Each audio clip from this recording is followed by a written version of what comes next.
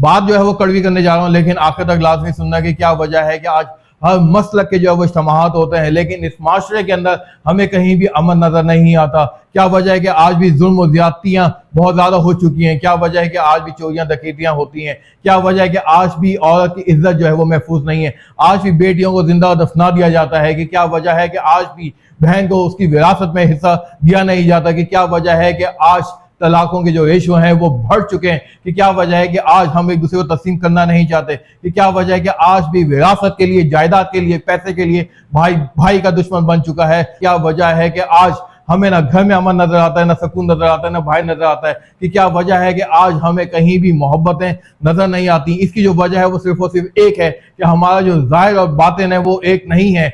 हम सिर्फ और सिर्फ मुनाफकत करते हैं, हम आपस में मोहब्बतें नहीं रखते, दिलों में नफरतें रखते हैं एक दूसरे के लिए। हमने क्या किया कि कुरान हमें जो कहता है उसको सीखने की कभी कोशिश नहीं की।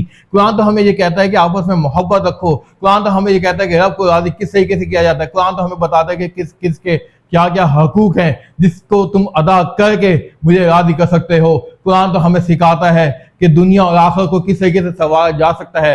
सीरत मोहम्मद ही हमने पढ़ना छोड़ दी ताकि हमें पता चले कि हमें अपने रोजमर्रा के जो मामलात हैं वो किस तरीके से अदा करने हैं।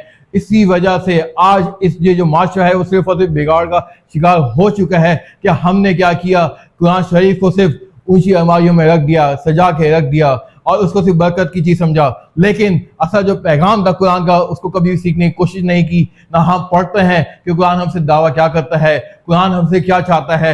यही वजह है कि आज हमारी जिंदगियों में कहीं अमन नहीं, यही वजह है कि आज हमारे दिलों में कोई सुकून नहीं, यही वजह है कि आज ना छोटे को मालूम है कि बड़े की किस तरीके से इज्जत की जाती है, ना बड़े को मालूम है कि छोटे की किस तरीके से तरबियत की जाती है।